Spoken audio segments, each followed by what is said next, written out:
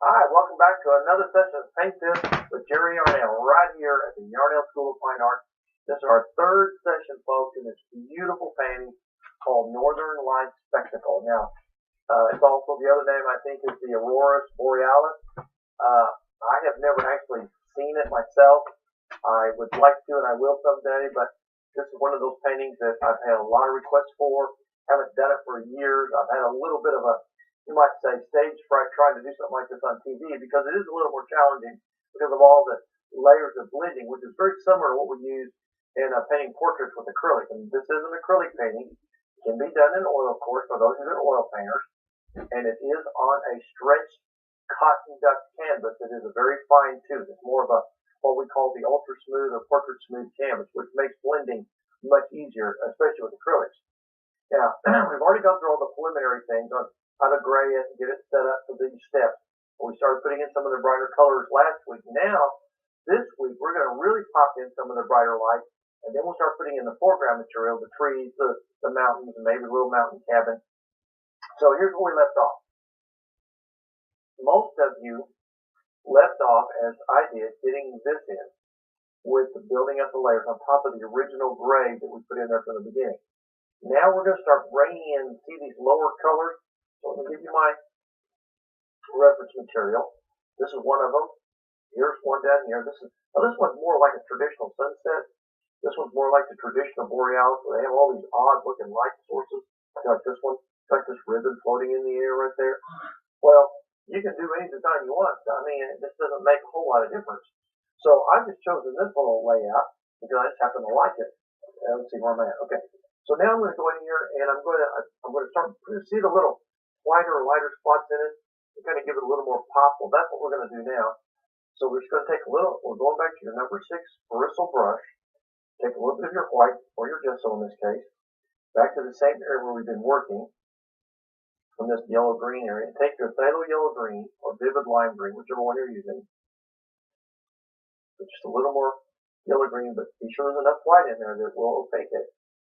And if you want to add a little touch of the turquoise deep to give it that little more color, that's up to you. Or you could even put some of the hooker's green in. Now what you want to do is you want to start right back in the center. See this area right here? This is the part of the ray of whatever you want to call it, the light source. We want to keep it towards the center. So work some of that out of your brush. Don't get too much on it. I think I got too much on there now. I need to get it. Wipe most of it off. Start kind of in the center. See how much brighter that is? It's really bright. A little circular motion. Stay kind of in the center of it. Work your way up. Work your way down. Work your way out to the edges slightly. And just kind of create that little nice bright tone right in the center. But be sure that you're always feathering. And what I mean by that is you're feathering those edges out when any hard lines.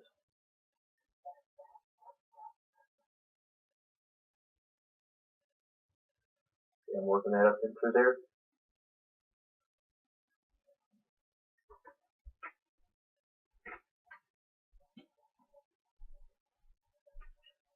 This is just so much fun. Artists shouldn't be allowed to have this much fun. And come on, right on down here. You can kind of just do anything you want to. Just as long as it makes sense. I mean, you don't want to have just lines going all directions for no reason, because even though they do funny things, let's see, here's one that's lighter, more of a like an early morning thing. It just strips across the sky, kind of like a jet trail. This one I like because it's all straight up, but it's, that's pretty. I like all those colors in there, so we can get some of those colors in there. I just wanted a little bit of motion in this one. So we're just going to play with this until we get what we like. And get this scratchiness out of here by going back over this a couple of times. You'll see if I want to go in there and clean this up, just go right back into it. Dig a little harder with your brush, push a little bit harder, and that will make those little teeth of the canvas that have the little squares in them sort of fill up with paint, and that makes them disappear, makes the paint a little cleaner. It's impossible, really, to get perfectly smooth, and it's not that necessary. but just get it sort of smooth. So that's where this little less tooth canvas will help you. Now this area right in here, so again, we started brightening it up last week. I'm going to make this really pop right here. Then we're going to make the oranges and the reds pop. Take your yellow green. Now this is one of those times. Take it right on your brush like this. You don't even have to do anything. Just take it by itself. Because we already have a lighter background. Now see how I put that on there? Just wipe some of that off. Take your brush and roll it around. Kind of feather that up into these little areas. That's a really cool color.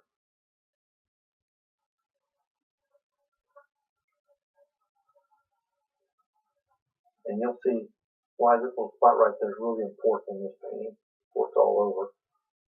Come over here.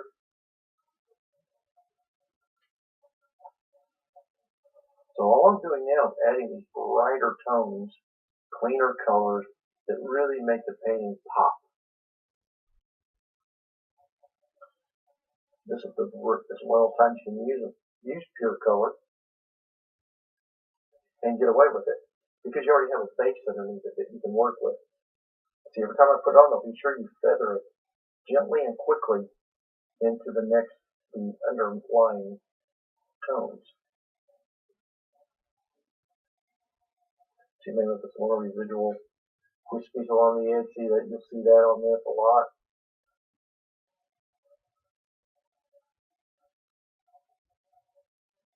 Okay, now we're kind of let's do one more spot over here.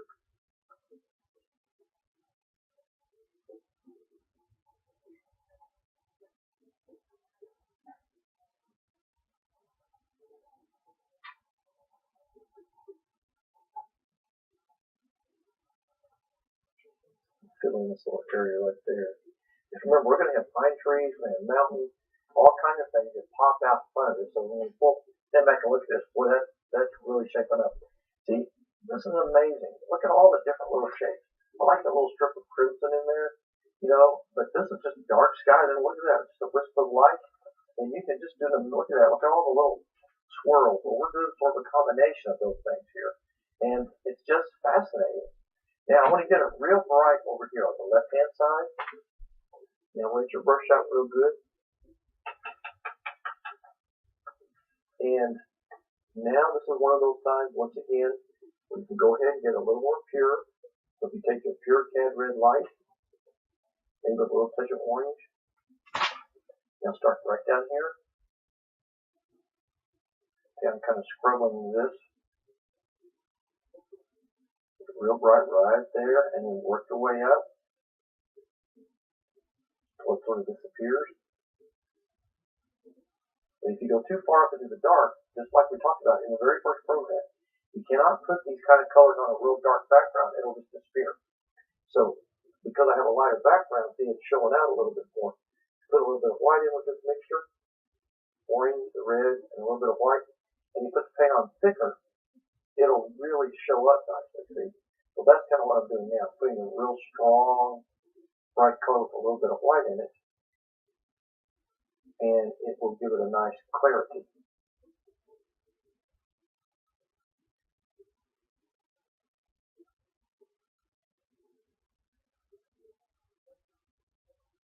Now, look at how it just pops like that.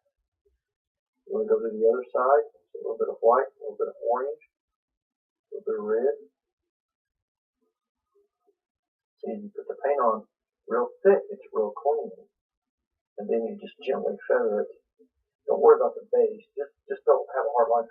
There are mountains and rocks and trees will cover all that. What I mostly want to do is get this kind of feathered in here. So when we get ready to finish this, those will kind of be there to create some of your contrast. Now, we're not going to finish the sky yet. We're going to go ahead and get these brighter gold, orange, and gold, and whatever these are. I might put a little bit of yellow in this one right here. Then we're going to block in some of the silhouetted features before we decide how bright we want to make some of this stuff, which will probably be done our next session.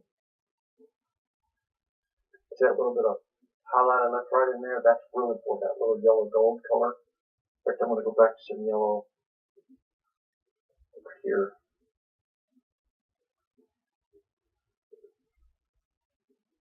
A little bit of yellow in there also adds a nice touch.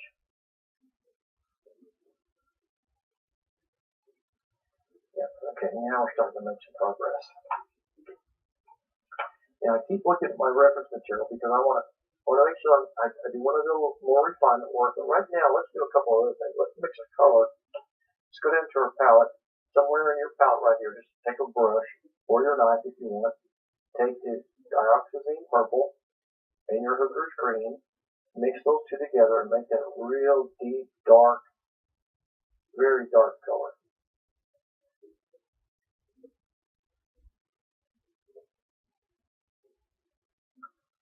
Now, I don't know if you can see this on these photos or not, but anyway, let me show you a couple things here that might be useful.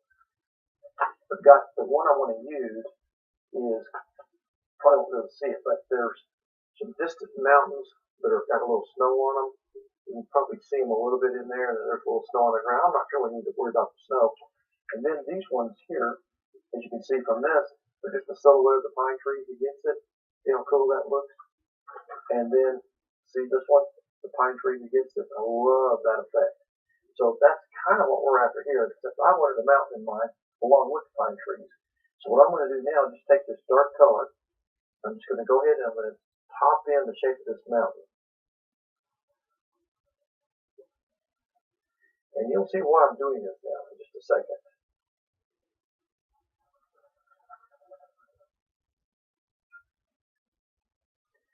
Notice the extreme contrast now. Does that make sense to you? Look at that. See, when you think about what makes anything have form in life, now this is really important for those that are learning for the first time. What creates form is light and shadow. Well, this to really do what I want it to do, the darker I make this dark, the lighter that light will look. So I put my little jagged shapes of mountains in here.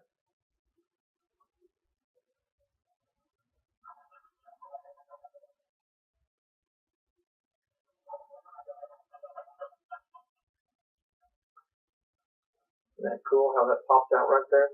I just think that's just phenomenal. I'm just scrubbing it on here. You know, to make this, if you want a mountain, just make whatever shape you want it. And I need to do this so I can kind of see a little more about my composition brushes. And also what shape looks best against that, you know, because of the way I've got the swirl here, I might want to pull the green on down there, maybe add some more orange there. So even here, we won't finish the mountain per se until we get everything in here. We're still a little bit in the hunt and pick mix process. I'm going to go ahead and give this a little different shape here. You might have your own favorite kind of mountain you want to put in there. You know, we all have favorite things. I love the Rocky Mountains. I love all the mountain ranges. I'm a mountain person by nature.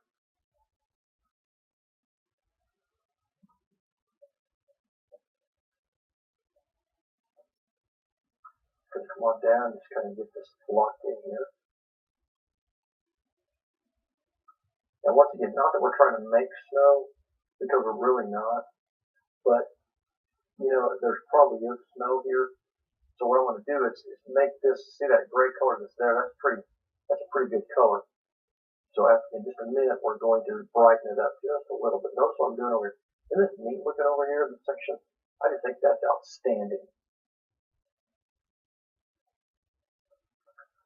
Just fill in the section.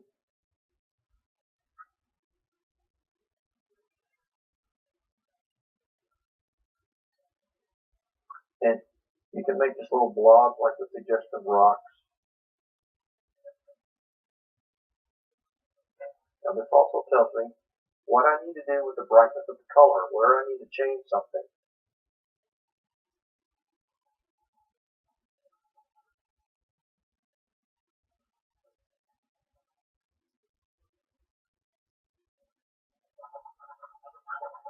Okay, now we're going to let that sit for a second. And while that's setting, this area right here, rinse your brush because you don't want it to be, if you put white in that, it'll turn kind of a funny color. Come back over here, take your blue ultramarine, low burnt sienna, and a white first mate gray. Sort of a medium gray like this. And a little touch of purple. See that nice purplish gray right there? Should be just about right. See that color right there? What I want you to do now is kind of scrub this in down in here.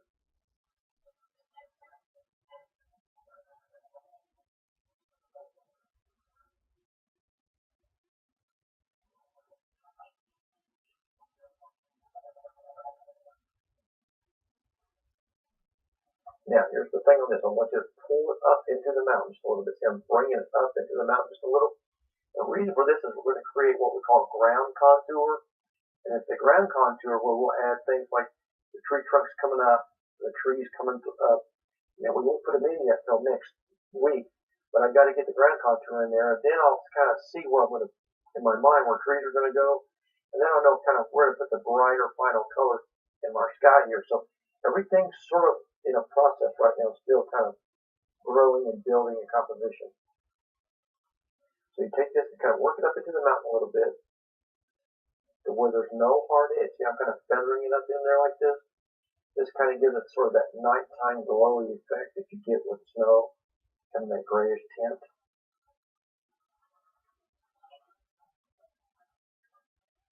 I hope you guys are enjoying this as much as I am. I've really been looking forward to this for a long time. I didn't mix quite enough of that color. Let's mix some more. The white, the blue, the burnt sienna, create a gray. Then you make your little move here with the purple. Put a tinge of purple in there.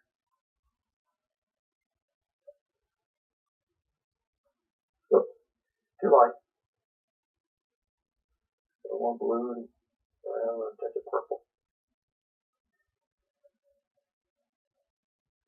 See it now. See, I'm not trying to match this color, folks. There's just no reason to, but you do want to get it close.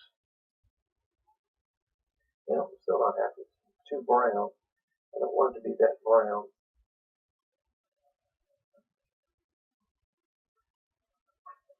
I think we're getting closer. Yeah. It's pretty amazing when you think about it, how you do this kind of stuff, and you think you got it, and then you put it up there and you don't. You think you got it and you don't.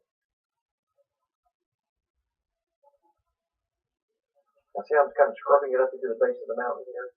This is just to give me a little bit of, you might say, eye flow up into the mountain so it doesn't just look like a hard ending. As you hear me talk about all the time. No hard edges. That swoops up in there. It looks really cool. All right, I think that's about all we need to do with this for the moment. Although I think right up here in this area, I'm going to put in just a little tap because we know there's probably a little bit of snow kind of modeled back up in through there some. And there's not going to be any highlights on this stuff, folks. This is kind of the final thing. Because remember, this is in the shadow. The light source is not hitting this. Those lights are behind. So it's kind of a backlit situation. So see, the mountain is just going to be set there, and it's in front. So it's almost like if you do anything, it'd be a silver lining.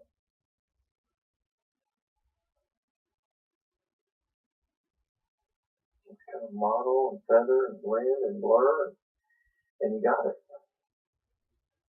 Okay, that's all you need for this space. Now go back to your brush you were using for your color mixing on your sky, the number 6 bristle. And what you want to do now is we're going to go back and decide what is it that you want to have happen. Okay, let me give you an example. Now that we see the little pockets of space around the mountain, okay, see this little orange spot right there? Maybe I want that to really pop to give this a little bit more glow. Well, all you do now, say you take a little yellow and orange, put that on real thick on your brush, and you come down here and up here and you just go ahead and put that little pop in there. See how that helps to pop out that edge? Now those are the things you're going to do now. You're going to kind of hunt and look for the areas. Like I might want to put a little of that yellow color right through here. So you take the yellow and the orange again, you put it on real thick. Now this is one of those times, guys, where you're not feathering it, but you do have to be careful. But the paint's on really thick. See, when you do that, it makes a clean, crisp color. But you just gently kind of scumble it around like this, and that's how you kind of get it to look like it's back behind the mountain, real thin, real clean, and just bright as it can get. Probably won't do that over here.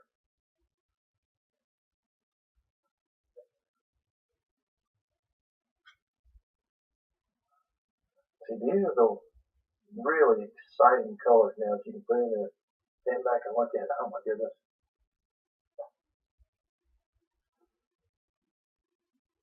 It kind of defines your painting and your personality. Some people just like one color. For instance, now I'm going to take the Cad Red Light. Let's just take Cad Red Light by itself. And it's pretty thick as well. And I'm going to come over here. See, I put it on just a little heavier.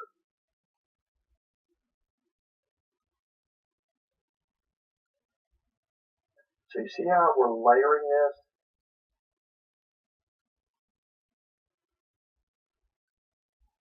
I want it as bright as I can get it at the base. And then it kind of gradually work its way up into this stuff. And then you can start thinking about how you want to finish this out. So now we'll go to some brighter yellow greens. Rinse your brush out. Or you can have, sometimes when you're doing multiple color paintings, you can have 4 or 5 different brushes that you just have setting aside. And you don't have to be rinsing them all the time. I don't know, you could do that if you want. I do sometimes if I'm doing a lot of it. If this was a big painting, I'd probably do that. But now, back to the yellow-green mix. By the way, you might show you there's a pink, sort of what I call a transition color. When you look at, see right behind these pine trees here, and just on the left side of the green, there's this little pink tint. Okay, that is sort of a nice transition. So let's go down here to your crimson and a little bit of white. Get too much white there, and there we go.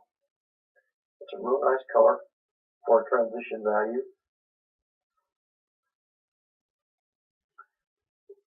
Okay, so right in this area, right through here.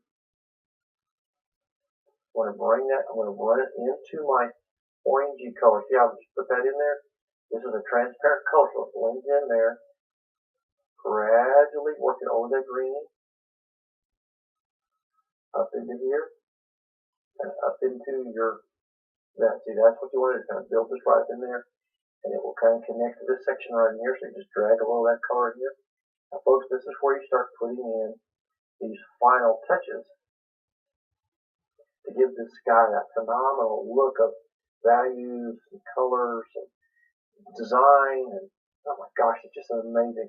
I'm going to come back over here. I like this spot a lot. See this area right here next to the canvas, the end of the canvas? Let's take some of this color over here as well. Gentle movements.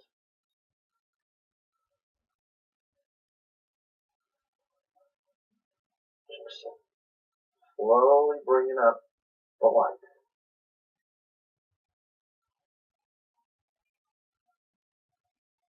Now, this is where you have to make decisions. How far do you want to go with this?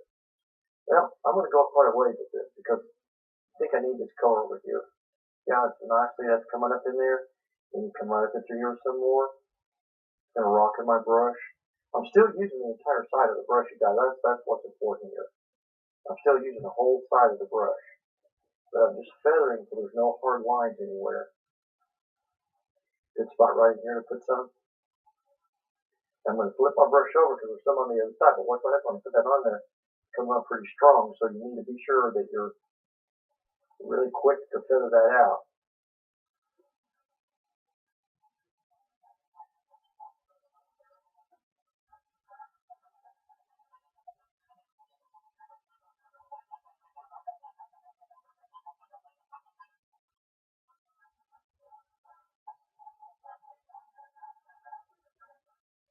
A little bit of that color right there. I like that. See, that's that green that complements the colors. You want to think about that as well. All right, now in this area right here, it's still just a little bit rough. I want to clean this up a little. Oh my goodness, chicken time! We're already running out, folks. That's amazing. That's the only thing I don't like about the TV show is we never have enough time to really do everything I want to do. But we're doing our best. Back to the yellow green, maybe just a little hooker's green this time. You can mix any of the greens together that you want, and just not too much white. I got too much white that time. And make a real clean green. And what I'm going to do is I'm going to turn it loose now in between now and our next session, and I'll be doing the same. Kind of go through and soften and cleaning up your edges. Make sure your mountain's in there like you want it. But this area right through here now, starting right through here, go back in with this yellowish green and work your way up. Make this a little more of a dominant feature in the painting, where you kind of get some of the roughness out. You're not trying to clean it up real perfect. Just get some of the roughness out. And you just do it by going back over. See how I was filling up the little areas where it's not so grainy looking? Well, that's what you want to do now. Just spend a little more time in the refinement stage. And next week what we'll do is we'll put final colors, highlights, and then all the final trees and the things that really make this painting come alive. So I hope you'll be able to join us. It'll be a blast. But now notice I'm also bringing these little trailers up in here, these little things, and then let them fade off into your existing sort of a dull tone. So that creates a nice transition. See, I love these little trailers, like little puffs of smoke going up.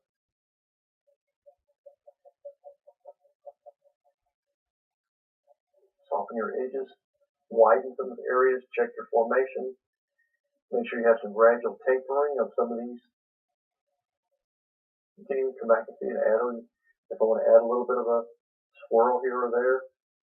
So you kind of got your work cut out for you now to kind of get yours cleaned up, and then next week we'll put the grand finale on this thing, and you'll have a beautiful painting of the Northern Lights, and hopefully some of you will get to go see them. I'm going to make a special trip sometime until Alaska, I think. I've heard that you can see them in other places, but they're the most spectacular up there.